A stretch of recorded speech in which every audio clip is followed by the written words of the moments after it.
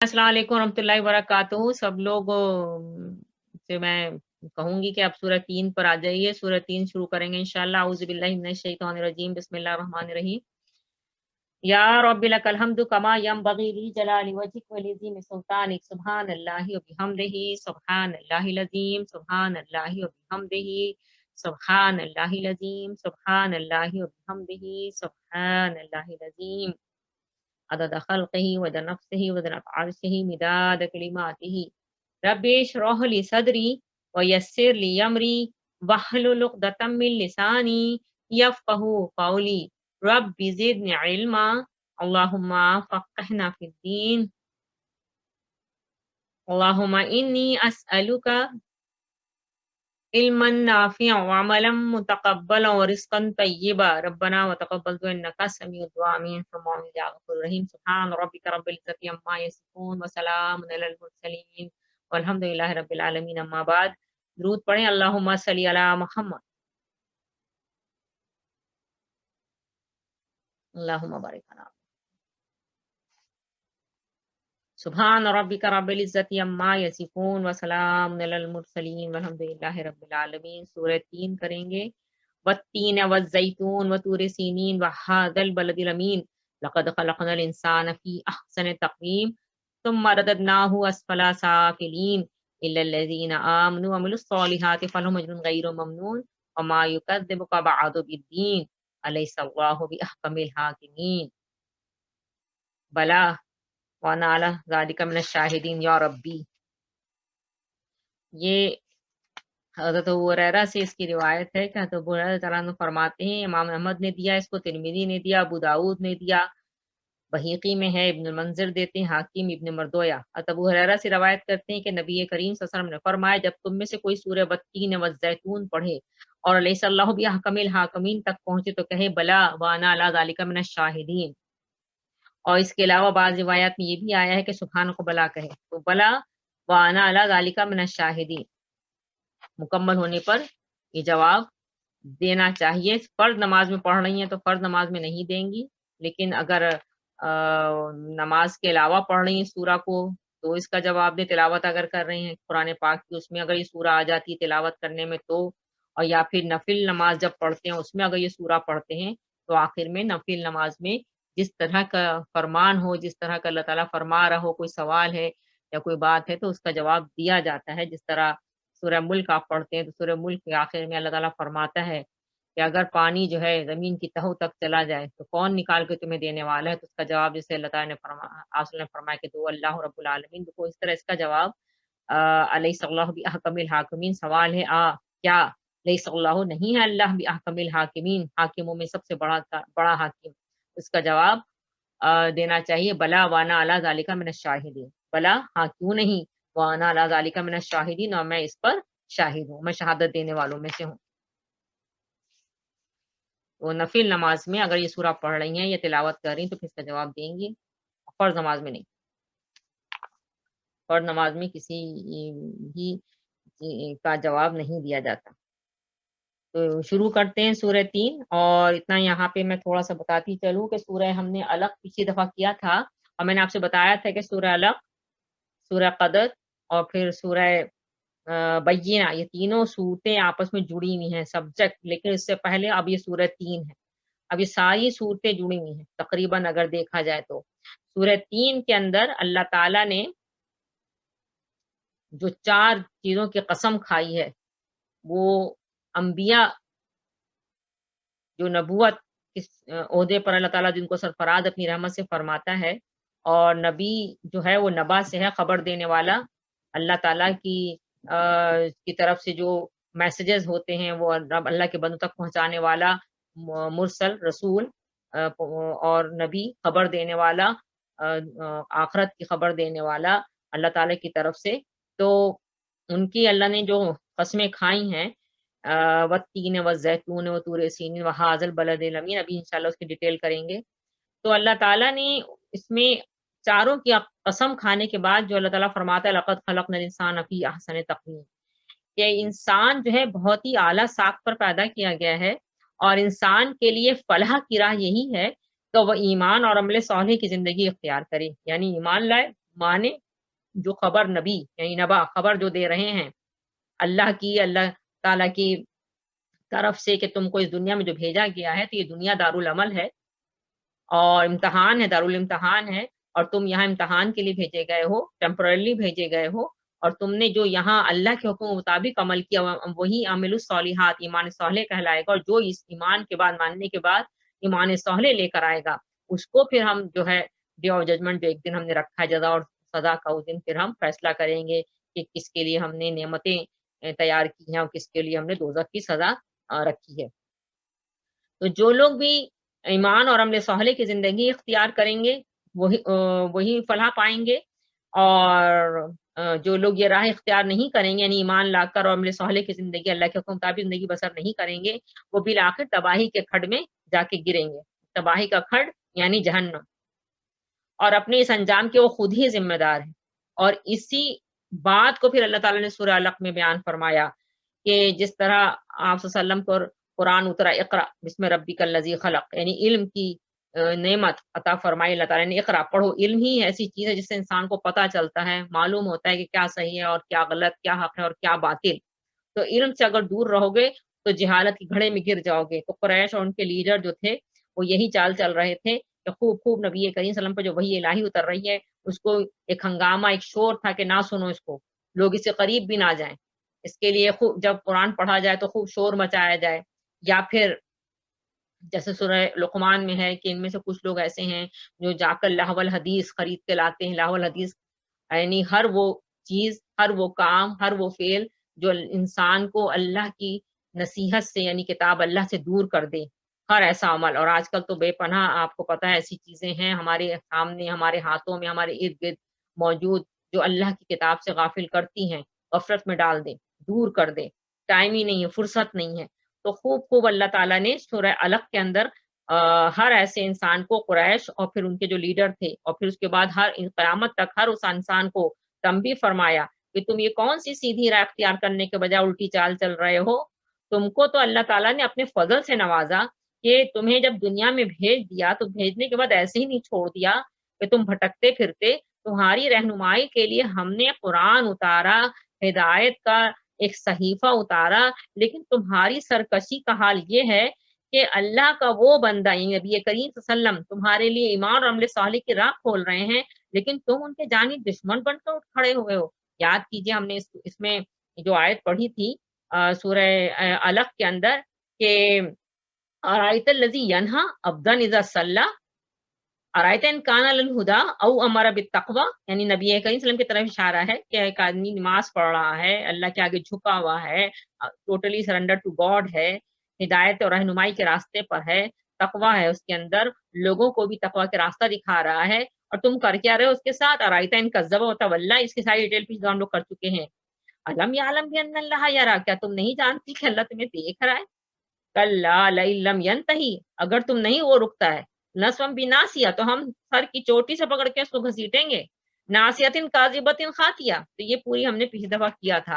اور پھر اس کے ساتھ سورہ قدر تھی جس میں علم کی اہمیت بیان فرمائے گی کہ وہ علم جس سے تم اتنی طغیانی سرکشی برت رہے ہو، تمہارے جس کو پڑھنے کا، سیکھنے کا، سننے کا ٹائم نہیں تمہارے پاس، وہ علم جس رات میں اتارا گیا، وہ رات اتنی ویلیوبل ہے، اتنی قیمتی وہ رات ہے کہ اس کی عبادت، اگر اس میں تم عبادت کرتے ہو تو وہ عبادت جو ہے وہ 1000 مہینوں کی عبادت کے برابر ہے۔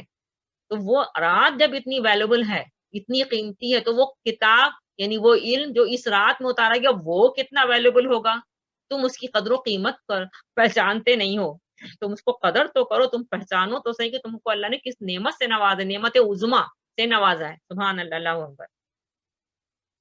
اور پھر اس کے آگے سورہ آگے بینہ تھی کہ جو اللہ تعالیٰ فرماتے ہیں ان الذین کفروا من اہل الکتاب والمشرکین منفکین حتی تأتیہم البینہ، بینہ روشن نشانی ان کے پاس آ گئی یعنی قرآن، لیکن جھٹلا رہے ہیں، خوب خوب جھٹلا رہے ہیں۔ تو جو جھٹلائے گا، اللہ تعالیٰ نے فرما دیا ان الذین کفروا من اہل الکتاب والمشرکین فی نار جہنم خالدین فیہا اولئک ھم شر البریہ، یعنی جو اللہ کی کتاب کا، اللہ کی طرف سے آئے ہوئے علم حقیقت کا انکار کرتے ہیں، اور جو قرآن کا علم اللہ کی طرف سے لے کر آئے تمہارے پاس یعنی رسول، اس کا انکار کرتے ہیں، خوب خوب تکلیفیں پہنچاتے ہیں، تو وہ یاد رکھیں وہ شر البریہ ہیں، یعنی بدترین خلائق ہیں۔ لیکن وہ لوگ جو اس کو مانتے ہیں، ایمان لاتے ہیں، ان الذین آمنوا وعملوا الصالحات، اور ماننے کے بعد اس کے مطابق اللہ کو راضی کرنے والے اعمال کرتے ہیں، اللہ تعالیٰ فرماتا ہے اولئک هم خیر البریہ، وہ بہترین خلائق ہیں۔ یہ ساری صورتیں امید ہے آپ کو یاد آ رہی ہوں گی، ہم لوگ پیچھے سے کر کے آ رہے ہیں۔ میرے اللہ تعالیٰ میری نیت جانتا ہے کہ ہم نماز میں اس کو جب ان صورتوں کو سمجھ کر پڑھیں گے تو یقیناً ہمارے اندر تقویٰ کا جو ایک کیفیت ہوتی ہے وہ بڑھے گی انشاءاللہ۔ اور اسی لیے یہی میرا ایم ہے کہ ہم جو ہے یعنی میری یہ بہرحال خواہش ہے دلی کہ ہم قرآن کو سمجھ کے نماز میں پڑھیں تاکہ ہمارے اندر جو ہے وہ تبدیلی آئے اور ہم اللہ سے قریب ہوں۔ آمین ثم آمین۔ تو بہرحال یہ ساری صورتیں امید ہے آپ کو سمجھ میں آ گئی ہوں گی کہ سورہ 3، اب سورہ پھر علق، سورہ 3 کے بعد علق، اس کے بعد قدر، اور اس کے بعد بینہ، یعنی ساری صورتیں آپ دیکھ لیجئے کیسے سے جڑی ہوئی ہیں۔ اور جو کتاب اللہ کی قدر کرے گا، کتاب کو پڑھے گا، سمجھے گا، اس کے مطابق زندگی بسر کرے گا، وہ احسن تقویم کے سارے تقاضوں کو پورا کر سکے گا۔ لیکن جو اللہ کی کتاب سے دور ہو جائے گا، جہالت کے اندھیروں میں بھٹکتا پھرے گا، خوب خوب اللہ کے حکم کی نافرمانی کرے گا، وہ پھر اسفل سافلین ہو جائے گا۔ یہی سورہ 3 کے اندر بیسیکلی اللہ تعالیٰ سے جو ہے فرما رہا ہے۔ امید ہے بات سمجھ میں آ رہی ہوگی کہ سورہ 3 میں اللہ تعالیٰ نے واضح فرما دیا کہ تم آج کتاب اللہ سے دور ہو، علم حقیقی سے دور ہو، بھول گئے ہو کہ ڈے آف ججمنٹ کا دن ہے۔ تو ڈے آف ججمنٹ ہے، فیصلہ جس طرح دنیا میں جو حاکم ہیں وہ انہوں نے ایک وہ قانون بنتا ہے، اس کے مطابق لوگ قانون کے مطابق زندگی بسر کرتے ہیں، اور جو اس قانون سے زندگی بسر نہیں کرتے ان کی پکڑ ہوتی ہے، ان کو سزا ملتی ہے۔ اللہ تعالیٰ تو سب حاکموں سے بڑھ کر بڑا حاکم ہے، تو اس نے بھی انصاف کے تقاضوں کو پورا کرنے کے لیے ایک دن ایسا رکھا ہے کہ جو اس کے حکم کے مطابق اپنی زندگی کو بسر کرے گا اس کو اللہ جزا دے گا، بہترین جزا، اور جو اس کے حکم کے مطابق نہیں زندگی بسر کرے گا اس کو سزا دے گا۔ تو سورہ 3 جو ہے اس کا بہرحال یہی سبجیکٹ ہے۔ امید ہے بات سمجھ میں آئی ہوگی۔ شروع کرتے ہیں سورہ 3 کو، مکی سورج میں ٹوٹل آیات 8 ہیں اور 1 رکوع ہے۔ 7 اللہ تعالیٰ کے نام سے نہایت مہربان اور بڑا رحم فرمانے والا ہے۔ قسم، واو جو ہے حرف قسمیہ ہے، قسم کھائی جا رہی ہے، واو قسم، قسم ہے 3 انجیر کی، 3 انجیر کو کہتے ہیں، اور بہت شوق سے لوگ کھاتے ہیں انجیر کو، انجیر کے بڑے فوائد ہیں۔ اور یہاں پہ تھوڑا سا اس پھل کو میڈیکلی بھی بتاتی چلوں کہ اس کے میڈیکلی بہت زیادہ، بلکہ یہ دونوں پھل جو ایک ساتھ جن کا تذکرہ ہے، تین اور زیتون، 3 انجیر، واو حرف قسم، جیسے میں نے آپ کو بتایا واو یہاں پر قسم کے لیے استعمال ہو رہا ہے۔ جیسے میں نے پہلے آپ کو بتایا ہے کہ عرب میں عادت تھی قسم کی بات قسمی کے لیے استعمال ہوتا تھا، واللہ تعالیٰ، تو قسم ہے 3 انجیر کی، والزیتون، واو اور زیتون، زیتون کی۔ تو یہ 3 اور زیتون یہ دونوں جو ہے میڈیکلی بہت فائدہ مند ہیں۔ اور اس کا انجیر جو ہے یہ تو شوگر میں بھی اگر کھائی جائے، اس کی مٹھاس جو ہے شوگر کے لیے بالکل نقصان دہ نہیں ہے، بلکہ یہ انسولین جو ہے جو چاہیے ہوتی ہے اس کو بھی پرووائڈ کرتا ہے باڈی کو۔ جن کو کانسٹیپیشن رہتا ہے وہ اگر انجیر کا استعمال کریں تو کانسٹیپیشن کی تکلیف کو بالکل ختم کر دیتا ہے انجیر کو۔ اور اس کے لیے بہترین طریقہ یہ ہے کہ رات کو اس کو 2 انجیر کو لے کے بھگو دیا جائے پانی میں، اور صبح میں پھر اس کو انجیر کو کھا لیا جائے، اس کا پانی جو ہے وہ پی لیا جائے۔ تو یہ بہت سے فوائد جو ہیں انجیر جو ہے وہ جسم کو آپ کے پہنچائے گا۔ اور زیتون، زیتون کے بہت زیادہ فائدے ہیں، یا چاہے یہ سبزی کی شکل میں کھایا جائے، چاہے اس کو تیل کے طور پہ استعمال کیا جائے۔ نبی کریم صلی اللہ علیہ وسلم نے فرمایا کہ زیتون کا استعمال کرو، زیتون کا تیل جو ہے وہ کھاؤ بھی اور جسم پر ملو بھی۔ تو جسم پہ مالش کرنے سے یعنی ملنے سے بھی جسم کو بہت فائدے ہوتے ہیں، جو جوائنٹس وغیرہ کے اوپر نہیں، آج کل تو خیر یہ سسٹم نہیں رہا، لیکن پہلے زمانے میں لوگ اپنے جسم پر تیل ویل کی مالش کرتے تھے، اس سے بہت ان کے جسم کو فوائد تھے۔ آج ہماری کمر میں، جوڑوں میں، ہاتھوں میں، پیروں میں ہر طرف تکلیف رہتی ہے، اس کی وجہ یہ ہے کہ ہم لوگ اس چیز سے بھی دور ہو گئے۔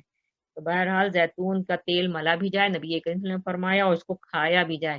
آج میڈیکل نے بھی اس پہ ریسرچ ہوئی ہے تو پروف کیا ہے کہ جو نہار منہ اس کے چمچ زیتون کا تیل جو ہے پی لیا کرے تو شوگر لیول کو بھی مینٹین کرتا ہے، اور اس کے علاوہ چونکہ اومیگا 3 اور اومیگا 6 جو ہے اس کے اندر ہوتا ہے، تو یہ آپ کے کولیسٹرول لیول کو بھی مینٹین کرتا ہے، اور اسپیشلی یہ بھی ہے کہ کان کے اندر اور اگر اور آپ کے جو بٹن بیلی ہے ناف کے اندر اس تیل کے 2 قطرے ڈال لیے جائیں تو یہ بہت زیادہ چیزوں میں فائدہ مند بھی ہے۔ نیند جس کو نہیں آتی ان کی نیند کے بھی مسئلے کو حل کر دے گا، اور اس کے علاوہ یہ جسم کی جتنے بھی جو اور مسائل ہیں ان کو بھی دور کرے گا، اسپیشلی فلو کا جو اٹیک ہوتا ہے اس سے بھی دور کرے گا، اس سے بھی بچاؤ کرے گا اگر بچوں کو اور خود بھی استعمال کیا جائے تو۔ اسپیشلی جیسے ابھی وائرل اٹیکس ہو رہے ہیں، موسم چینج ہو رہا ہے، تو اس کے اندر اگر ناف میں ڈال لیا جائے، کانوں میں تھوڑا سا یہ 2 قطرے ڈالے جائیں تو یہ بہرحال فلو کے بھی اٹیک سے، وائرل اٹیک سے بھی بچائیں گے انشاءاللہ۔ تو بہت سے اس کے فوائد ہیں انجیر کے اور زیتون کے، اور یہاں اللہ تعالیٰ قسم کھا رہے ہیں۔ میں نے تو خیر بہر اپنی زندگی میں، پرسنل زندگی میں دیکھا کہ قرآن پاک کی ہر بات، ہر فرمان اللہ کا ہے، آمنا اور پھر صدقنا۔ تو جو اس میں بیان کیا گیا جیسے کھجور اور یہ جیسے انجیر اور زیتون اور اس انار، جو بھی نام آئے ہیں قرآن پاک میں، شہد، تو میں نے اللہ کا بڑا احسان ہے کہ اللہ تعالیٰ نے جب قرآن میں بیان فرمایا تو یقیناً آمنا اور صدقنا والی بات ہے، تو اس کا استعمال میں نے جن جن مقاصد میں اپنی زندگیوں میں، ڈیلی لائف میں کیا تو بڑے فوائد اس کے حاصل کیے ہیں، بہت زیادہ فائدے ہیں اس کے، انلمیٹڈ۔ اس میں کوئی شک نہیں کہ اللہ تعالیٰ قرآن اپنی کتاب میں فرما رہا ہے، اللہ نے اپنی کتاب میں جس کا ذکر، ان چیزوں کا ذکر فرمایا، سبحان اللہ۔ بہرحال تو تین اور زیتون تو لوگ کچھ مفسرین نے اس پہ میں اختلاف تھوڑا سا کیا ہے، جیسے کہ امام یہ مولانا مودودی صاحب اپنی تفہیم القرآن میں کہتے ہیں کہ حسن بصری، اکرمہ، عطا بن ابی رباح، جابر بن زید، مجاہد، ابراہیم نقی رحمۃ اللہ کہتے ہیں کہ انجیر سے مراد تو وہی انجیر ہے جو لوگ کھاتے ہیں، اور زیتون سے مراد بھی زیتون سے تیل نکالا جاتا ہے۔ لیکن زیادہ تر جو مفسرین ہیں وہ انجیر سے اور زیتون سے مراد لیتے ہیں کہ اس سے مراد علاقے ہیں، وہ پہاڑ ہیں، جیسے آگے طور سینین پھر ہاد البلد الامین آ رہا ہے کہ دو پھلوں کے ساتھ 2 جگہوں کا ذکر نہیں ہو سکتا، یقیناً چاروں جو ہیں جگہوں ہی کا ذکر ہے۔ تین اور زیتون سے مراد شام اور فلسطین کا علاقہ ہے، کیونکہ شام اور فلسطین میں، شام جو ہے وہ تین کے لیے جو تھا، اور فلسطین جو ہے وہ زیتون کے لیے، یعنی یہ دونوں جو علاقے تھے یہ زیتون اور زیتون، اور چونکہ عرب میں طریقہ تھا کہ جو پھل کسی علاقے میں کثرت سے پیدا ہوتا اس علاقے کو وہ اسی پھل کے نام سے موسوم کر دیتے تھے، اسی لیے اللہ تعالیٰ نے اسی ٹرمینالوجی میں ان سے کو مخاطب کیا، والتین والزیتون، کیونکہ یہ انہی کا طریقہ تھا کہ اس علاقے میں بہت زیادہ یہ پھل ہوتے تھے، یعنی شام اور فلسطین کا علاقہ مشہور تھا یہ شام اور فلسطین انجیر اور زیتون کی پیداوار کے لیے۔ نمبر 1 بات۔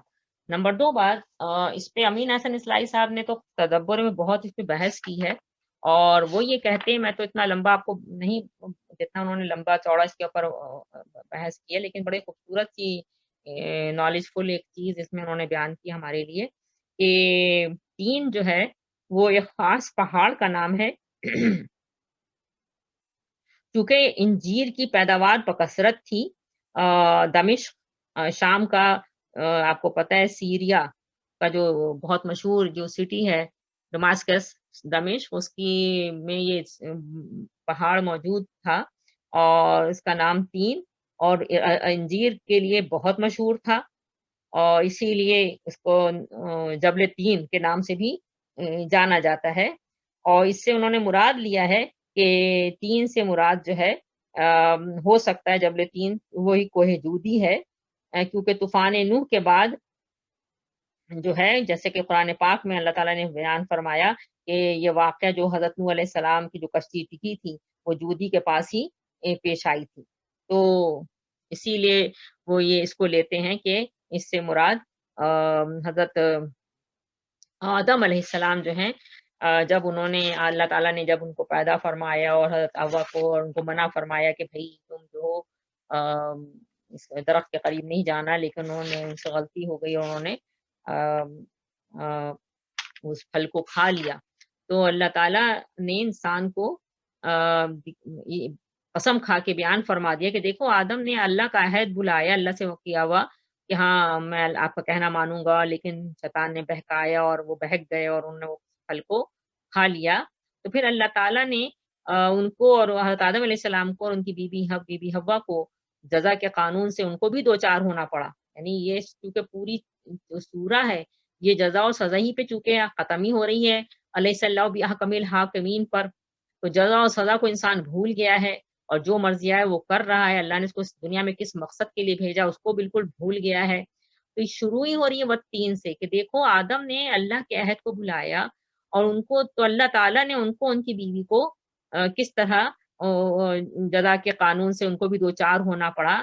تو اللہ تعالیٰ نے جو ان کو پیدا کرنے کے بعد اور جو فضیلت دی تھی کہ ایک فرشتے بھی جو ہیں سجدہ کر رہے ہیں اور علم کی فضیلت سے نوازا تھا اور پھر جنت جیسی جگہ پہ ان کو رکھا تھا، اللہ تعالیٰ نے ان سے ان کو محروم کر دیا اور جنت کی خلت ان سے چھین لی گئی۔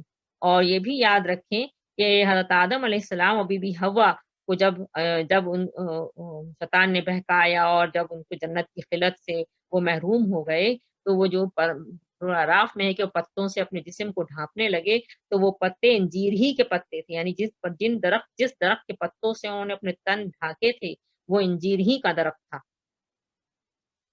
تو حضرت آدم علیہ السلام اور حضرت حوا نے پھر اللہ سے توبہ کی، ربنا ظلمنا انفسنا وان لم تغفر لنا وترحمنا لنکونن من الخاسرین۔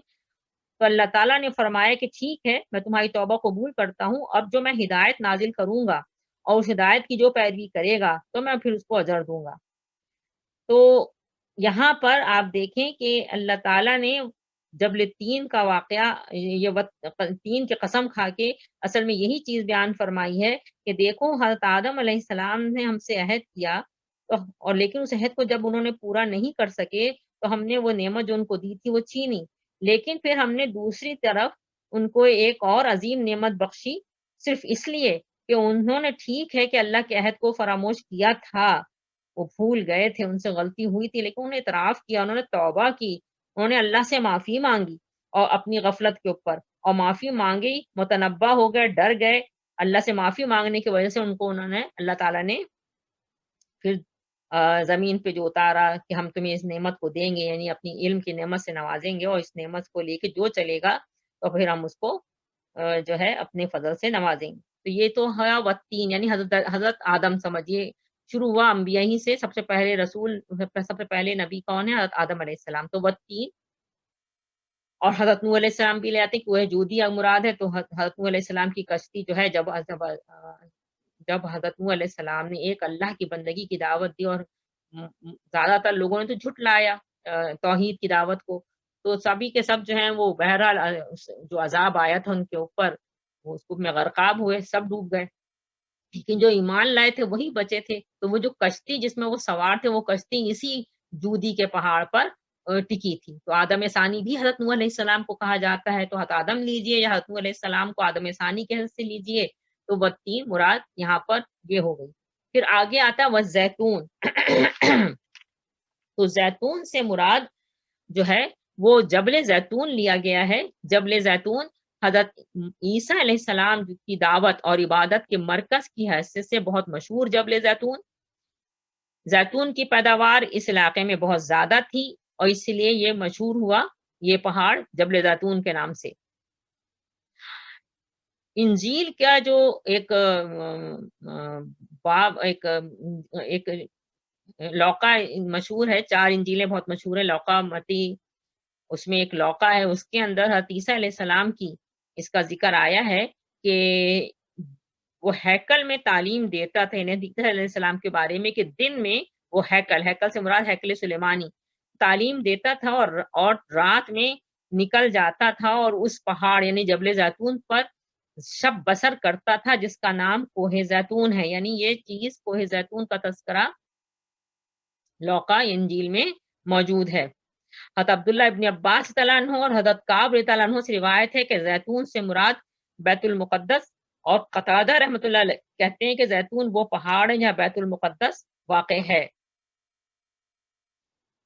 تو کوہ زیتون جو ہے اس سے بھی اللہ تعالیٰ جو یہ آخری آیت جو بھی ہم نے پڑھی، علیہ اللہ بحکم الحاکمین، کہ جزا و سزا ہی مراد ہے، یعنی حضرت عیسیٰ علیہ السلام جو ہیں وہ اسی پہاڑ پر جاتے ہیں، وہیں پہ شب بسر کرتے ہیں، وہیں پر عبادات میں مصروف رہتے ہیں۔ تو یہ جو پہاڑ ہے، جیسے نبی کریم صلی اللہ علیہ وسلم غار حرا میں جاتے تھے، تو اسی پہاڑ پر اللہ تعالیٰ نے اپنی شریعت جو تھی یہود سے چھینی، اور حضرت ابراہیم علیہ السلام کی جو شاخ ہے یعنی حضرت عیسیٰ علیہ السلام کے حوالے فرمائی، کیونکہ وہ اس کی جو تقاضے تھے ایمان کے اس کو پورا نہیں کر رہے تھے۔ ایک روز آپ جب وہاں پر جاگ کر اپنے رب سے دعا کر رہے ہیں، تو ان کی جو قوم تھی کہ اس کو معاف کر دیا جائے اور ان کو سمجھ میں بات آ جائے، ان کو سمجھ دے، اللہ ہدایت دے۔ ہم لوگ سب بھی دعا کرتے رہتے ہیں اللہ سب کو ہدایت دے، اس طرح عیسیٰ علیہ السلام بھی اپنی قوم کے لیے یعنی بنی اسرائیل کے لیے وہ سمجھ رہے ہیں کہ اگر انہوں نے توبہ نہیں کی تو پھر ان سے جو ہے ان کو بدلہ مل جائے گا، کہ ان سے جو اب تک ان کو جو مل رہی تھی ہدایت کا پورا ایک جو چیپٹر چلا، سارے انبیاء اسی قوم میں آتے رہے، وہ چھین لیا جائے گا، اور پھر اللہ تعالیٰ دوسری جو ہے اس کے سلسلے کے حوالے کر دے گا۔ اور یہی ہوا پھر، وہ تو اپنا دعا کرتے رہے، پوری رات انہوں نے عبادت میں وقت گزارا، اور اللہ سے یہی دعا کرتے رہے کہ ان کی جو قوم بنی اسرائیل ہے وہ جو ہے توبہ استغفار کرے، اللہ تعالیٰ کے عذاب سے بچ جائے۔ لیکن تقدیر کا فیصلہ اٹل تھا، وہ اپنی قوم کے مستقبل سے مایوس ہوئے۔ جب آپ کو پتا چلا کہ یہ آپ کے قتل کے در پہ ہیں، تو اس بات سے آپ کو اور بھی زیادہ غم ہوا، اور آخر جو اس بات کا آپ کو غم تھا وہی ہوا، اللہ تعالیٰ کی لعنت ان پر ہو گئی، اور اللہ تعالیٰ نے پھر اپنی امانت جو تھی ان سے لے کر دوسروں کے حوالے کر دی۔ حضرت عیسیٰ علیہ السلام اپنی قوم کے لوگوں سے کہتے ہیں کہ تم نے کتاب مقدس میں کبھی نہیں پڑھا کہ جس پتھر کو معماروں نے رد کیا وہی کونے کے سرے کا پتھر ہو گیا، یعنی وہی والے فرمان ہے جو نبی کریم صلی اللہ علیہ وسلم نے فرمایا کہ ایک محل ہے جس کی ایک اینٹ باقی رہے گی، وہ اینٹ میں ہوں۔ یہ خداوند کی طرف سے ہوا، اور ہماری نظر میں یہ عجیب ہے۔ پھر حضرت داؤد علیہ السلام کو زبور ملتی ہے، زبور میں بھی حضرت عیسیٰ علیہ السلام کے حوالے سے کہ میں تم سے کہتا ہوں کہ خدا کی بادشاہی تم سے لے لی جائے گی، اور اس قوم کو جو اس کے پھل لائے دے دی جائے گی، اور جو اس پتھر پر گرے گا وہ ٹکڑے ٹکڑے ہو جائے گا، لیکن جس پر وہ گرے گا اس کو پیس ڈالے گا۔ مراد نبی کریم صلی اللہ علیہ وآلہ وسلم ہے۔ تو یہود سے یہ آسمانی بادشاہت چھینے جانے کا واقعہ کوہ زیتون ہی پر پیش آیا تھا۔ تو امید ہے بات سمجھ میں آئی ہوگی۔ پورے تین سے مراد حضرت آدم علیہ السلام، حضرت نوح علیہ السلام، پھر زیتون حضرت عیسیٰ علیہ السلام۔ اچھا، دونوں کا تذکرہ ساتھ آیا، جبکہ طور سینین حضرت موسیٰ علیہ السلام کا ذکر بعد میں آ رہا ہے۔ بس طور سینین کو ہم لوگ لے لیتے ہیں۔ طور سینین بھی جو ہے طور سینا آپ کو پتہ ہی ہے، یہ وہ مشہور پہاڑ ہے جس کا ذکر قرآن پاک میں بار بار آیا ہے، اور یہاں پہ طور سینین ہے، مراد وہی ہے کوہ سینا۔ اور یہ مصر سے جب نبی حضرت موسیٰ علیہ السلام جو ہے مدین سے مصر کی طرف واپس آ رہے ہیں، تو راستے میں جو ہے ان کو پڑتا ہے، یعنی اگر ہم کہیں تو یہ جو پہاڑ ہے یہ مصر سے مدین کے راستے پر، یا پھر اس کو کہیں مدین سے مصر کے راستے پر، یعنی بہرحال یہ اس راستے میں یہ پہاڑ آتا ہے۔ اور اسی پہاڑ کی جو اس کا جو وادی تھا اس کا نام تو طوا ہے، مشہور ہے، یہ قرآن پاک میں بھی اس کا ذکر ہے وادی طوا کا۔ اور جو پہاڑ کی چوٹی تھی وہ طور کے نام سے مشہور تھی، وہی کوہ طور جس پر حضرت موسیٰ علیہ السلام کو اللہ تعالیٰ نے بلایا، اور پھر ہم کلامی کے بھی شرف سے 2 بار نوازا، اور شریعت جو 10 کمانڈمنٹس ہیں وہ بھی یہیں پر تختیوں پہ آپ کو عطا فرمائی گئی۔ تو وہ طور سینی، امید ہے بات سمجھ میں آئی ہوگی۔ تو یہاں پہ اللہ تعالیٰ نے اپنا وعدہ جو بنی اسرائیل سے کیا تھا وہ پورا فرمایا، کہ اللہ تعالیٰ نے ان کو جو تھی نعمت سے نوازا، فرعون کی غلامی سے نجات دی، اور پھر اللہ تعالیٰ نے ان کو اپنی شریعت سے بھی نوازا۔ لیکن ظاہر بات انہوں نے اس کو جب پورا نہیں کیا، حضرت عیسیٰ علیہ السلام کے وقت میں جو کچھ بھی کیا، تو پھر اللہ تعالیٰ نے حضرت عیسیٰ علیہ السلام کو جس طرح انہوں نے واقعہ ہم لوگ سورہ آل عمران میں پڑھ ہی رہے ہیں، وہ پورا ڈیٹیل میں وہاں بھی میں دہراؤں گی نہیں، وقت بھی جائے گا۔ تو پھر آپ صلی اللہ علیہ وسلم کی طرف پھر اللہ تعالیٰ نے بہرحال وہ نبی کریم، اسی لیے مکمل ہو رہا ہے آیت نمبر 3، وَهَٰذَا الْبَلَدِ الْأَمِينِ، یعنی وہ جو سلسلہ تھا حضرت آدم علیہ السلام سے جو شروع ہوا نبوت کا، وہ مکمل کس پہ ہوا؟ هَٰذَا الْبَلَدِ الْأَمِينِ، نبی کریم صلی اللہ علیہ وسلم پر۔ اور حاضہ یہ یا اس، بلد شہر، امین امن والے شہر، یعنی اللہ تعالیٰ امن والے شہر کی قسم کھا رہے ہیں۔ امن والے شہر سے مراد مکہ کی سرزمین زمین ہے. یعنی حضرت نوح علیہ السلام کا جو کے وقت میں جو طوفان آیا تھا، طوفان نوح، تو سبھی چیزیں ختم ہو گئی تھیں. اور جو میں نے آپ کو ابھی اتفاق سے بات ہوئی ہے منگل کے دن کے جو اللہ تعالیٰ کی رہنمائی میں، فرشتوں کی رہنمائی سے آدم علیہ السلام نے بالکل بیت المعمور کے نیچے جو خانہ کعبہ کو بنایا تھا، وہ بھی منہدم ہو گیا تھا.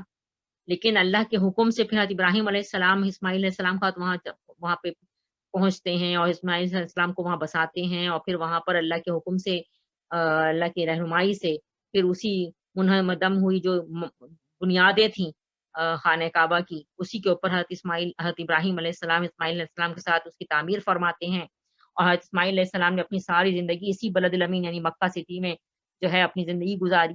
اور یہیں پہ پھر آپ ہی کی نسل سے آپ صلی اللہ علیہ وسلم تشریف لاتے ہیں، اور نبی کریم صلی اللہ علیہ وسلم کو اللہ تعالیٰ نے نبوت نصیب فرمائی. یعنی حضرت آدم سے جو بات شروع ہوئی وہ آپ صلی اللہ علیہ وسلم پہ مکمل ہوتی ہے، اور 13 سال نبوت کے آپ صلی اللہ علیہ وسلم نے اسی مکہ کی سرزمین پر گزارے، جس کے لیے حضرت ابراہیم علیہ السلام نے یہ دعا کی تھی کہ اللہ تعالیٰ اس کو بہت محترم اس شہر کو اور امن والا شہر بنا دے. اور اللہ تعالیٰ نے اس کو امن والا شہر بنایا، اور آپ کی وہ دعا ایسی قبول ہوئی کہ آج تک وہاں پر امن قائم ہے. سبحان اللہ، اللہ اکبر.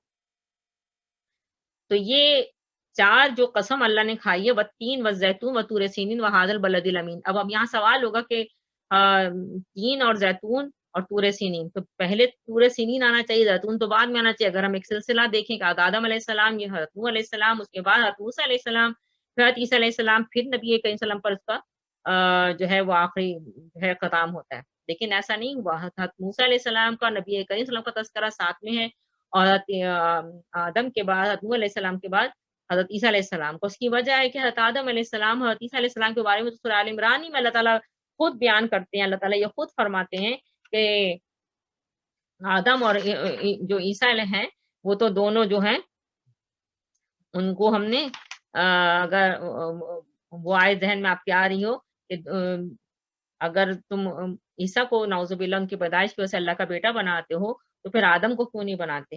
آدم اور حضرت عیسیٰ علیہ السلام کی پیدائش میں تو کوئی فرق ہے ہی نہیں دونوں کی. یعنی اگر وہ حضرت آدم علیہ السلام جو ہیں، حضرت عیسیٰ علیہ السلام اگر باپ کے بغیر پیدا ہوئے ہیں تو حضرت آدم علیہ السلام تو ماں اور باپ دونوں کے بغیر پیدا ہوئے. تو یہ وہاں پہ سوال اٹھا. تو دونوں کی پیدائش کا جو طریقہ ہے وہ تقریباً ایک جیسا ہے. اللہ اکبر. حضرت آدم علیہ السلام، حضرت عیسیٰ علیہ السلام کا، تو دونوں کا تذکرہ ساتھ آیا. اور اس کے بعد حضرت موسیٰ علیہ السلام کا اور نبی کریم صلی اللہ علیہ وسلم کا ایک ساتھ تذکرہ آیا. کیوں؟ اس کی وجہ بھی ایک سالڈ ہے، کیونکہ آپ نے نوٹ کیا ہوگا قرآن پاک میں سب سے زیادہ حضرت موسیٰ علیہ السلام ہی کا تذکرہ آیا. اس کی وجہ یہ ہے کہ نبی کریم صلی اللہ علیہ وسلم کی زندگی مبارکہ اور حضرت موسیٰ علیہ السلام کی زندگی مبارکہ تقریباً بہت زیادہ ملتی جلتی ہے. جس طرح موسیٰ علیہ السلام کو ہجرت کرنی پڑی، آپ صلی اللہ علیہ وسلم کو بھی ہجرت کرنی پڑی. تو بہت ساری چیزیں اگر ہم اس کو اس وقت اگر ٹائم کی کمی کی وجہ سے میں نہیں ون بائی ون بتا سکتی ہوں، لیکن بہرحال حضرت موسیٰ علیہ السلام کی زندگی مبارکہ اور حضرت عیسیٰ علیہ السلام کی زندگی مبارکہ بہت ملتی ہوئی. اور سب سے زیادہ تو شریعت ملنے پر ہے کہ شریعت کا ایک حصہ حضرت موسیٰ علیہ السلام کو ملا، اپنی قوم کے لے کر آئے 10 کمینڈمنٹس، 10 جو احکامات تھے، اور باقی شریعت جو پھر آپ صلی اللہ علیہ وسلم پہ اللہ تعالیٰ نے اپنی رحمت سے پوری مکمل فرمائی. قرآن پاک جو ہمارے پاس موجود ہے. تو یہ 4 تو قسمیں ہو گئیں. امید ہے ان کی جو آپس میں تعلق ہے وہ آپ کو سمجھ میں آ گیا ہوگا. اب اللہ تعالیٰ جس کے لیے قسم کھائے گی وہ فرما رہے لقد خلقنا الانسان فی احسن تقویم. لقد لام تاکید کے لیے، قد تحقیق، البتہ تحقیق، خلقنا پیدا کیا ہم نے، خلق پیدا کیا، نہ ہم نے پیدا کیا، ہم نے نہ کی ضمیر جاری اللہ تعالیٰ کی طرف. لقد خلقنا البتہ تحقیق پیدا کیا ہم نے، الانسان انسان کو، فی میں احسن تقویم، احسن بہترین، حسن کی سپرلیٹو ڈگری ہے احسن، بہترین تقویم، ساخت میں، بہترین سانچے میں، بہترین ساخت میں. تقویم کا ایکچولی معنی ہے درست کرنا، یعنی ہم نے بہترین طریقے سے اس کی درستگی فرمائی، بہت اچھی طریقے سے، بہترین طریقے سے ساخت فرمائی. تقویم، تقویم کے اصل میں لفظی معنی کسی چیز کے قائم ہونے اور بنیاد کو درست کرنے کے. تو احسن تقویم سے مراد انسان کی جبلت اور فطرت بہترین، اور جسمانی حیت، شکل صورت دوسری تمام مخلوقات سے بہترین اور حسین۔ اللہ تعالیٰ نے انسان کو بولنے والا بنایا، سننے والا بنایا، دیکھنے والا بنایا، عقل دیکھ کے بہت ہی زیادہ عاقل، مدبر اور پھر حکمت والا بنایا۔ یہ ساری صفات اللہ رب العالمین کی ہیں۔ اللہ تعالیٰ نے اپنی ساری صفات سے انسان کو نوازا، احسن تقویم بنایا۔ سبحان اللہ، اللہ اکبر۔ اسی لیے تو صحیح بخاری اور صحیح مسلم کے مطابق نبی کریم صلی اللہ علیہ وسلم نے فرمایا، اللہ تعالیٰ نے آدم علیہ السلام کو اپنی صورت پر پیدا فرمایا، یعنی اپنی جتنی بھی سورہ سواد کی آیت ہے کہ ہم نے اپنی روح اس میں ڈالی، اپنی ساخت پر، اپنی صورت پر ہم نے اللہ تعالیٰ نے انسان کو پیدا فرمایا، آدم علیہ السلام کو۔ تو بہترین ساخت پر اللہ تعالیٰ نے انسان کو بنایا۔ اگر ہم اس کو تھوڑا سا اور ایکسپلین کریں تو غور کریں، دیکھیں اور مخلوقات کے مقابلے میں انسان ایک تو سیدھا جسم دیا گیا، بہترین جسم سے اس کو نوازا گیا۔ سورہ انفطار کی آیت ہے کہ اللہ تعالیٰ نے بہترین ساخت سے انسان کو نوازا ہے، اس میں فعدلک یعنی اس کی ناک نقشہ سب جو ہے بہترین خوبصورت ترین بنایا اللہ تعالیٰ نے۔ پھر دوسری چیز اللہ تعالیٰ نے اس کو عقل اور شعور کی نعمت سے نوازا، اور مخلوقات کے مقابلے میں اگر غور کیا جائے تو عقل اور شعور کی نعمت سے نوازا گیا انسان۔ پھر علم کی نعمت اللہ تعالیٰ نے اس کو عطا فرمائی۔ پھر اللہ تعالیٰ نے اس کو ملائکہ جو نورانی مخلوق ہے اس سے سجدہ کروایا، یعنی جتنی مخلوقات ہیں وہ سجدہ کر رہی ہیں انسان کو۔ اور پھر اللہ نے حکم دیا تھا کہ سجدہ کرو، اسی جبھی تو وہ جنوں میں سے تھا، شیطان اسے نہیں کیا، لیکن ملائکہ نے کیا، تو مزدود ملائکہ اللہ تعالیٰ نے بنایا انسان کو۔ پھر دنیا کی ہر چیز اللہ تعالیٰ نے انسان کے لیے مسخر کی ہے، دنیا کی ہر چیز انسان کے لیے مسخر کر دی گئی۔ پھر اللہ تعالیٰ نے جو ایک بہت بہترین چیز سے نوازا انسان کو، وہ ہے کہ اپنی جو ساتھی مخلوق ہے اس کی تعلیم اور تذکیر کے لیے اللہ نے انہی میں سے انبیاء اٹھائے، یعنی انہی انسانوں میں سے، اسی مخلوق میں سے انہی کی تعلیم اور تذکیر کے لیے، تربیت نفس کے لیے اللہ نے انہی میں سے معلم اٹھائے، انبیاء اٹھائے جو افضل الخلائق ہیں۔ تو اللہ تعالیٰ یہاں پہ فرما رہا ہے کہ ہم نے انسان کو بہترین تخلیق پر پیدا کیا۔ ثم رددناہ اسفل سافلین، ثم پھر رددناہ لوٹایا یا الٹا پھیر دیا، رد لوٹایا، اور نہ کی ضمیر جاری اللہ تعالیٰ کی طرف، لوٹایا ہم نے، ہو کی ضمیر جاری انسان کی طرف، اس کو، تو رددناہ لوٹایا ہم نے اس کو، اسفل بہت نیچے، سافلین پس سے پست، نیچوں سے نیچ۔ تو اس آیت نمبر 5 کا مطلب ہوا ثم رددناہ اسفل سافلین، پھر لوٹایا یا پھیر دیا ہم نے اس کو بہت نیچے، نیچوں سے نیچ، یعنی کہ پستی میں۔ الا مگر یا سوائے، الذین وہ لوگ جو آمنوا ایمان لائے، اور عملوا الصالحات نیک کی عمل کیے نیک، فلہم پس لام لیے کے لیے ہوتا ہے، ہم ان کے، فلہم پس ان کے لیے، فلہم فا جیسے میں نے آپ کو بتایا، پس لام لیے ہم ان کے، تو مطلب کیا ہوا، پس ان کے لیے، اجرن اجر ہے، غیر و ممنون، غیر نہ، ممنون ختم ہونے والا، یعنی نہیں ختم ہونے والا اجر ہے ان کے لیے۔ فما پس کیوں، جیسے ابھی ہم نے پڑھا تھا فلہم فا پس، اور ما کیوں، ما جو کے لیے بھی ہوتا ہے، جو بھی معنی دیتا ہے، لیکن یہاں پہ یہ کیوں کے معنی دے رہا ہے، فما پس کیوں، یکذبک جھٹلاتا ہے تو، کاف کی ضمیر جاری انسان کی طرف، میری طرف، آپ کی طرف، ہم سب کی طرف، اللہ ہم سے مخاطب ہے کہ کیوں جھٹلاتا ہے، پس کیوں جھٹلاتا ہے تو۔ ظاہر بات ہے ہم آج جس طرح کی زندگی آج انسان بسر کر رہا ہے، خوب اللہ کے احکامات سے मुँह फेर कर और मनमानी करके, कि जैसे ऐसी ज़िंदगी है कि जैसे उसको मरने के बाद जवाबदेही करनी ही नहीं है। तो इसलिए ये सवाल हो रहा है। फमा युकज़्ज़िबुका, पस क्यों झुटलाता है तू?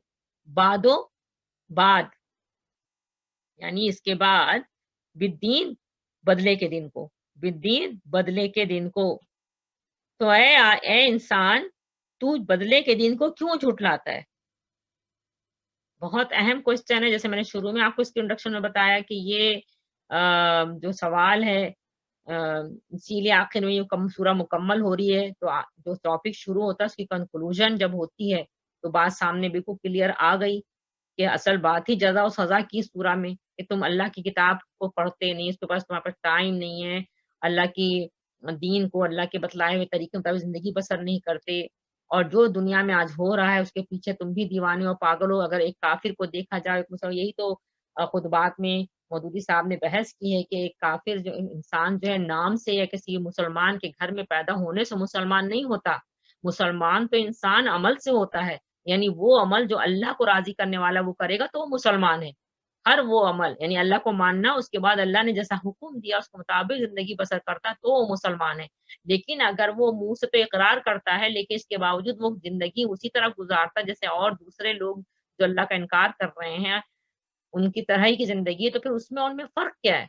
तो इसीलिए उन्होंने इस पे बहस की है कि एक मुसलमान का नाम होने से या मुसलमान के घर पैदा होने से कोई मुसलमान नहीं होता। मुसलमान इंसान अमल से होता है। अमल से ज़िंदगी बनती है, जन्नत भी, जहन्नुम भी। ये खाकी अपनी फितरत में ना नूरी है, ना नारी है। इस आयत की बहस में कि पस ए नबी सल्लल्लाहु अलैहि वसल्लम, इसके बाद कौन जज़ा और सज़ा के मामले में तुमको झुठला सकता है? ये भी तर्जुमा इसका किया गया है। तो क्यों झुठलाता है? यानी तुम्हें क्यों झुठलाते हैं लोग? वही जो कहते थे कुफ़ार अरब कि हम जब मरकर मिट्टी में मिल जाएँगे तो कौन हमें उठा के खड़ा करेगा? तो जो मर्ज़ी आया करते रहें। वो अगर देखा जाए तो अमल को अल्लाह के हुक्म के मुताबिक, और अल्लाह ताला ने जो अहसन तक़वीम में अल्लाह ताला ने जो अपनी सिफ़ात पे और अपनी रूह फूँकी और अपनी सिफ़ात इंसान में डाली, उसके मुताबिक वही आदमी ज़िंदगी बसर करेगा जिसको दोबारा उठाए जाने का और एक लम्हे की पुरसिश होने का डर हो। जो डरेगा कि हाँ, मेरा रब मुझसे एक लम्हे का सवाल करेगा, तो वो फिर एक-एक लम्हे की भी हिफ़ाज़त करेगा। यही बात इसमें मौदूदी साहब ने इतने अच्छा इस तफ़सीर में यहाँ पे दिया है कि कुछ लोगों ने इसका माना ये लिया है असफला साफिलीन से कि इंसान को अल्लाह ताला ने बेहतरीन तख्लीक पे पैदा किया, उसको सीधा उसवार जिस्म दिया है, लेकिन फिर आहिस्ता-आहिस्ता उम्र के साथ-साथ जो है, वो अर्ज़ल उमर में जब चला जाता है, तो बहुत से लोगों ने इसका ये भी माना लिया अर्ज़ल उमर कि ऐसी हालत में फेर दिया जाता है जिसमें वो कुछ सोचने, समझने और काम करने के काबिल नहीं रहता। लेकिन मोस्टली ज़्यादातर मुफस्सरीन ने इसके दूसरे माना लिए हैं, वो ये माना लिए हैं कि जब इंसान अपने जिस्म और ज़हन की ताकतों को बुराई के रास्ते में इस्तेमाल करता है, अल्लाह ताला ने उसको बेहतरीन साख़्त में पैदा किया, बेहतरीन सिफ़ात से नवाज़ा। लेकिन जब इंसान अपने जिस्म और ज़हन की ताकतों को बुराई के रास्ते में इस्तेमाल करता है, तो फिर अल्लाह ताला उसके लिए बुराई ही का रास्ता आसान कर देता है। जिस रास्ते पे तुम चलोगे, हम वही रास्ता तुम्हारे लिए आसान कर देंगे। और गिराते-गिराते यानी वो गिरता आता है गिरावट की इंतहा तक, असफला साफिलिन, पस्ती की यानी पस्त से पस्त, नीच तक पहुँच जाता है। कोई मखलूक गिरावट की इस हद को नहीं पहुँची हुई होती। ये एक ऐसी हकीकत है जो इंसानी मुआशरे के अंदर बकसरत नज़र आती है। हिर्स, तमा, खुदगर्ज़ी, शहवत परस्ती, नशाबाज़ी, कमीनगी, ग़ैज़ व ग़ज़ब और ऐसी दूसरी ख़सलतों में लोग गर्क हो जाते हैं, वो अख़लाक़ी हैसियत से बिल्कुल नीचों से नीच होकर रह जाते हैं। मिसाल के तौर पर, एक कौम जब दूसरी कौम की दुश्मनी में अंधी होती है, तो किस तरह दरिंदगी में तमाम दरिंदों को मात कर देती है। दरिंदा तो सिर्फ़ अपनी ग़िज़ा के लिए किसी जानवर का शिकार करता है, जानवरों का क़त्ल आम नहीं करता। मगर इंसान अपने ही जैसे इंसानों का कत्लेआम करता है। दरिंदा सिर्फ अपने पंजों और दांतों से काम लेता है, मगर इंसान अपनी अकल से काम लेकर तोप, बंदूक, टैंक, हवाई जहाज, एटम बम, हाइड्रोजन बम और दूसरे बेशुमार हथियार इजाद करता है ताकि आन की आन में पूरी पूरी बस्तियों को तबाह करके रख दे। ये तो जिस जमाने में तफहीमुल कुरान लिखी गई है, उस वक्त और आज के वक्त में तो इतना फर्क है कि अगर आज मौदूदी साहब जिंदा होते तो लिखते कि अब तो ऐसे ऐसे वायरस बनाए जा रहे हैं, बायोलॉजिकल अटैक हो रहा है अब तो। मगर इंसान अपने ही जैसे इंसानों को अजियत देने के लिए ऐसे ऐसे दर्दनाक तरीके इख्तिरा करता है जिसका तसव्वुर भी कभी किसी दरिंदे के दिमाग में नहीं आ सकता। फिर ये अपनी दुश्मनी और इंतकाम की आग ठंडी करने के लिए कमीनेपन की इस इंतहा को पहुंचता है कि औरतों के नंगे जुलूस निकालता है। पाकिस्तान में क्या नहीं हो रहा, अल्लाह अकबर। एक एक औरत को 10-10, 20-20 लोग अपनी हवस का निशाना लोगों के सामने बनाते हैं, बापों के, भाइयों के, शौहरों के सामने उन घरों की घर की औरतों की असमतें लूटते हैं, बच्चों को उनके माँ बाप के सामने कत्ल करते हैं, माओ को अपने बच्चों का खून पीने पर मजबूर करते हैं, इंसानों को जिंदा जलाते हैं और जिंदा दफन करते हैं। दुनिया में वहशी से वहशी जानवर भी ऐसा नहीं है जो इंसान की इस वहशत का मुकाबला कर सकती हो। यही हाल दूसरी बुरी और सिफात का भी है कि उनमें से जिस तरफ भी इंसान रुख करता है अपने आप को अर्ज़लील मखलूक में साबित कर देता है। हत्ता कि मजहब जो इंसान के लिए मुकद्दस तरीन शय है उसको भी वो इतना गिरा देता है कि दरख्तों और जानवरों और पत्थरों को पूछते पूछते पस्ती की इंतहा को पहुंचकर मर्द और औरत के अज़ाए जिनसी तक को पूछ डालता है। ये आपको नजर भी आता है। आप जरा देखें जरा हिंदुस्तान में जो मिथ है उनकी, उसमें क्या क्या चीजें नहीं पूजी जा रही हैं, अस्तगफिरुल्लाह। और देवताओं की खुशनुदी के लिए इबादत गाहों में देवदासियां रखता है जिससे जिना का इर्तिकाब कार सवाब समझ कर किया जाता है। जिन हस्तियों को देवता और माबूद का दर्जा देता है उसकी तरफ उसकी देवमाला में ऐसे ऐसे गंदे किस्से मंसूब हैं जो जलील तरीन इंसान के लिए बाइस शर्म है। अखलाकी पस्ती में गिरने वाले लोग गिरते गिरते सब नीचों से नीच हो जाते हैं। और ऐसा ही है, जो लोग अल्लाह से डरते हैं और आखिरत के दिन पर यकीन रखते हैं, वो रसूल की दी हुई तालीमात के मुताबिक अपनी ज़िंदगी वो बसर करें, ईमान और अमल साले की ज़िंदगी बसर करके वो कहाँ से कहाँ पहुँच जाते हैं तक़वे के मुकाम पर। अल्लाहु अकबर। और ऐसे भी लोग हैं, जब अल्लाह की किताब को छोड़ देते हैं, अल्लाह की तालीम जो हकीकी तालीम है उससे दूर हो जाते हैं, जहालत की इंतहा में होते हैं, वो असफला साफलीन के किस दर्जे पे पहुँच जाते हैं। सब हम अपनी आँखों से अगर आज मुआशरे की तरफ देखें, पूरी दुनिया में देखें, तो ये पूरी आयात हमें अपनी आँखों से बिल्कुल ज़िंदा तस्वीर की शक्ल में नज़र आएँगी। असफला साफलीन, अल्लाह अकबर। बच्चों को पता है कि गुर्दा जो है इस इंसान के जिस्म में 2 होता है, तो गुर्दा जो है वो किसी को लग सकता है, तो उसकी तो लोग गुर्दा जो है वो कब्रिस्तान में आप मुर्दे को दफना के आते हैं, लोग जाके कब्रों को खोद के उसमें से गुर्दा काट के निकाल लेते हैं कि गुर्दा बेच देंगे। और अगवा इस्ती में हो रहा है, सिर्फ गुर्दा को निकालने के लिए बहुत ज़्यादा जो है किडनैपिंग हो रही है, अगवा करके निकाल लेते हैं गुर्दा काट। अल्लाहु अकबर।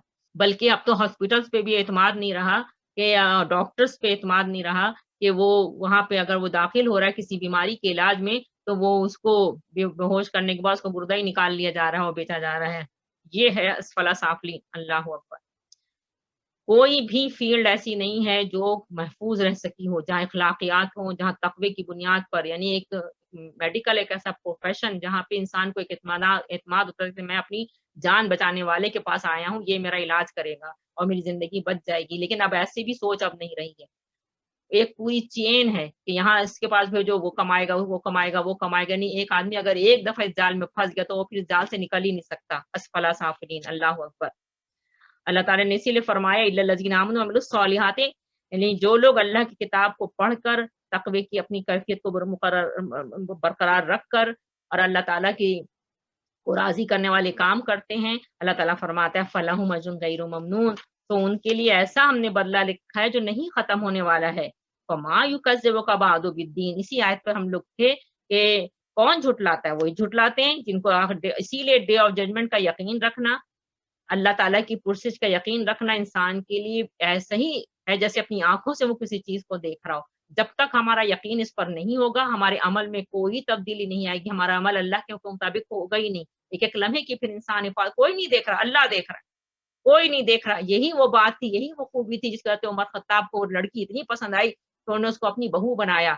जो लड़की जो है बाप नहीं है, कोई कमाने वाला नहीं है, दूध बेच के गुज़ारा करती है। माँ का अगर देखा जाए तो मुतालबा कोई गलत नहीं था कि दूध धोते वक़्त वो कह रही इसमें थोड़ा-सा पानी मिला दो। थोड़ा-सा दूध की मिकदार बढ़ जाएगी, तो थोड़ा तो कुछ पैसे हाथ में आ जाएँगे। अगर हम ऐसे गौर करें तो उस बेचारी की कोई गलत काम नहीं था, उसके पास कोई अर्निंग करने वाला आदमी मर्द नहीं था। लेकिन लड़की ने कहा कि नहीं अल्लाह देख रहा है। तो जिसको भी ये एहसास हर वक़्त हो जाए कि हाँ, मेरा रब मुझे देख रहा है, बहरहाल वो अपने हर अमल की हिफाज़त करेगा। इसी चीज़ को कुरान असल में जब अगर हम तदब्बुर के साथ पढ़ते हैं, تو انسان کے اندر جو چیز غفلت ڈالتی ہے کہ اللہ نہیں دیکھ رہا، وہ چیز جگاتا ہے قرآن، یہ علم حقیقی کہ اللہ ہمیں ہر وقت دیکھ رہا ہے، وہ خود ہمیں دیکھ رہا ہے، اور ہمیں اپنے ایک ایک لمحے کی، ایک ایک عمل کی اللہ کو جواب دہی کرنی ہے، ایک ایک نعمتوں کا حساب دینا ہے۔ علیہ اللہ بحکم الحاکمین پہ اللہ تعالیٰ فرما رہا ہے کہ انسانی معاشرے میں تم دیکھتے ہو کہ دنیا میں اور جتنے حاکم ہیں وہ قانون بنا رہے ہیں، اس کے مطابق جو ہے وہ لوگوں کو جو ہے اس کے مطابق جو لوگ رہتے ہیں، ٹھیک ہے تم لوگ آرام سے رہو ہمارے سوسائٹی میں، لیکن جو لوگ نہیں رہتے ہیں پھر ان کی پکڑ دھکڑ ہوتی ہے، ان کو سزا ملتی ہے۔ تو اللہ تعالیٰ نے اسی لیے تو اس کو مکمل کرتے ہوئے فرمایا علیہ اللہ بحکم الحاکمین، کیا اللہ سب حاکموں سے بڑا حاکم نہیں ہے؟ یعنی اللہ کیا ایسا نہیں کرے گا؟ یعنی چنیا کے چھوٹے چھوٹے حاکموں جو ہیں وہ سے تم یہ توقع رکھتے ہو کہ وہ انصاف کریں، مجرموں کو سزا دیں، اور اچھا جو کام کر رہے ہیں ان کو صلہ و انعام دیں؟ یہی تو ذوالقرنین کی خوبی بیان ہوئی سورہ کہف میں کہ جو لوگ جو ہیں ٹھیک ہے اللہ نے مجھے ایک علاقے کا حکمراں بنایا ہے، تو میں اچھا کام جو کرے گا میں اس کے مطابق اس کو جزا دوں گا، اس کو انعام بھی ملے گا، اس کے مطابق اس کو منصب بھی ملے گا، لیکن جو نہیں کرے وہ سزا بھی ملے گی۔ یہی عدل ہے، یہی انصاف ہے۔ تو پھر اللہ کے متعلق تمہارا کیا خیال ہے؟ کیا وہ سب حاکموں سے بڑا حاکم نہیں ہے؟ اگر تم اس کو سب سے بڑا حاکم مانتے ہو تو کیا اس کے بارے میں تمہارا یہ خیال ہے کہ کوئی انصاف نہیں کرے گا؟ کیا تم اس سے یہ توقع رکھتے ہو برے اور بھلے کو ایک جیسا کر دے گا؟ یہی چیز تو قرآن پاک میں اللہ تعالیٰ نے سورہ قلم کی آیت نمبر 35-36 میں فرمایا، فَنَجْعَلُ الْمُسْلِمِينَ كَالْمُجْرِمِينَ، کیا ہم فرمانبردار مسلم کو، فرمانبرداروں کو مانند مجرموں کے کر دیں؟ مَا لَكُمْ كَيْفَ تَحْكُمُونَ، تمہیں کیا ہو گیا، تم کیسے حکم لگاتے ہو؟ اسی طرح اللہ تعالیٰ نے سورہ جاسیہ میں فرمایا، کیا برائیوں کا ارتکاب کرنے والوں نے یہ سمجھ رکھا ہے کہ ہم انہیں ان لوگوں کی طرح کر دیں گے جو ایمان لائے، جو نے نیک عمل کیے، دونوں کی زندگی اور موت برابر ہو؟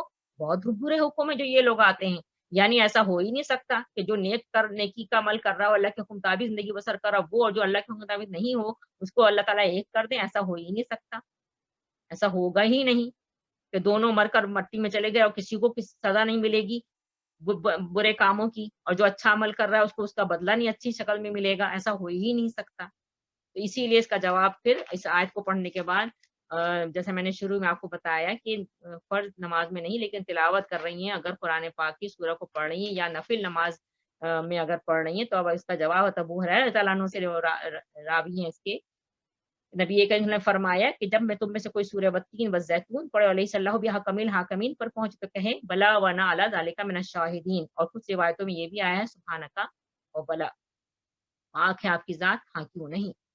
تو یہ سورہ جو ہے یہاں پہ مکمل ہوتی ہے، بہت خوبصورت سورہ ہے، اور اللہ سے دعا کروں گی اللہ تعالیٰ ہم ان صورتوں کو سمجھ کر پڑھیں اور پھر اس کے مطابق عمل کرنے کی کوشش کریں۔ جیسے یہی سورہ تھی لقد خلقنا الانسان فی احسن تقویم، شروع ہوئی انبیاء سے، اور انبیاء کی جو ہم سورہ فاتحہ میں ایک آیت پڑھتے ہیں کہ اہدنا الصراط المستقیم صراط الذین انعمت علیہم، تو انعمت کس پہ اللہ نے انعام کیا؟ اس کا جواب سورہ نساء کی آیت نمبر 69 میں اللہ تعالیٰ نے فرمایا وہ کون ہے؟ وہ شروع ہی ہوتا ہے نبی سے، نبیین اور شہداء، صدیقین اور صالحین۔ ایک مومن جو ہے وہ شہداء میں بھی ہے اور صدیق بھی ہے، اس لیے کہ وہ حق کی گواہی دیتا ہے شاہد ہو کر، یعنی گواہی دے رہا ہے ایمان لانے کے بعد، اور نبی کریم صلی اللہ علیہ وسلم کی رسول ہونے کی رسالت کا اقرار کر کے، تو وہ شاہد بھی ہے سورہ حدید کے مطابق اور صادق بھی ہے۔ اور پھر وہ جب نیک عمل کرتا ہے وہ عمل سے اللہ راضی تو صالح بھی ہے، تو شاہد یعنی شہداء میں بھی آ گیا، صادق میں بھی آ گیا، اور صالح بھی ہو گیا، صالحین۔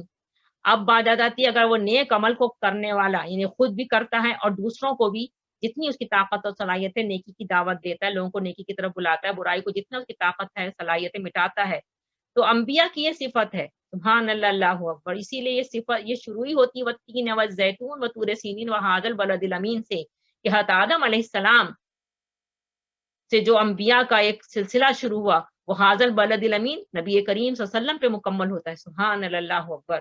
اور آپ صلی اللہ علیہ وسلم کے بعد وہ مکمل ہوا، یعنی آپ کو رسول یا نبی نہیں آئے گا، لیکن نبی کریم صلی اللہ علیہ وسلم کی امتیوں میں ہر مرد اور ہر عورت پر یہ فرض کر دیا گیا، یہ نبوت کی جو صفت تھی، نبیوں کا جو کام تھا کہ تم میں سے ہر کوئی بلغ پہنچائے، ایک بھی بلی بات، کوئی بات تم سیکھو اس کو پہنچاؤ، یہ نبیوں کا کام ہے، نبیوں کی صفت ہے۔ تمہارے فرائض میں سے ہے کہ تم کو کوئی بھی بھلی بات پتا ہے تو تم اس کو لوگوں تک جسے نہیں سنی اس تک پہنچاؤ۔ تاکہ تم نبیوں کا کام مکمل کرو۔ تو محمد محمدیہ سے تعلق رکھنے ہر مرد اور ہر عورت پر یہ فرض ہے کہ وہ علم حقیقی کی تعلیم حاصل کرے اور پھر ساتھ میں اس کو سیکھنے کے بعد دوسروں تک بھی اس کو پہنچائے۔ اللہ تعالیٰ ہم سب کو اس کی توفیق عطا فرمائے۔ اللہ تعالیٰ اس پر عمل کرنے والا ہمیں قاری بنائے۔ قرآن پاک کو ہم سب قرآن پاک پڑھیں، سمجھیں، اس کے مطابق عمل کریں۔ آمین ثم آمین۔ یہاں پہ سورہ یہ مکمل ہو جاتی ہے ہماری سورہ 3۔ ربنا تقبل منا انک انت التواب الرحیم۔ نتوب الیک۔ جتنے بھی بیمار ہیں سب کے لیے یہ دعا ہے، اللہ تعالیٰ سب بیماروں کو شفائے کاملہ عطا فرمائے۔ کراچی میں جس نے آپ کو بتایا تھا اس بچے کا آپریشن آمین آمین کامیابی نصیب فرمائے۔ جو جہاں ہیں جن کا نام میں لے سکی نہیں لے سکی، اللہ تعالیٰ سب کو صحت اور تندرستی کی نعمت سے نوازے۔ آمین ثم آمین۔ دور کرے، ان کی شفائے کاملہ عطا فرمائے، سب کو صحت اور تندرستی کی نعمت سے نواز دے۔ جن کی جو مسائل اور پریشانیاں اپنی رحمت سب کے دور فرما دے یا اللہ۔ سب پر آمین آمین ثم آمین۔ اللہم صلی علی محمد وعلی آل محمد، اللہم صلی علی محمد وعلی آل محمد، اللہم بارک علی محمد وعلی آل ابراہیم والعصر ان الانسان لفی خسر الا وبارک الذین اللہ آمنوا وعملوا الصالحات وتواصوا وبارک ابراہیم وعلی آل ابراہیم حمید مجید۔ وسلام علی المرسلین۔ السلام علیکم ورحمۃ اللہ وبرکاتہ۔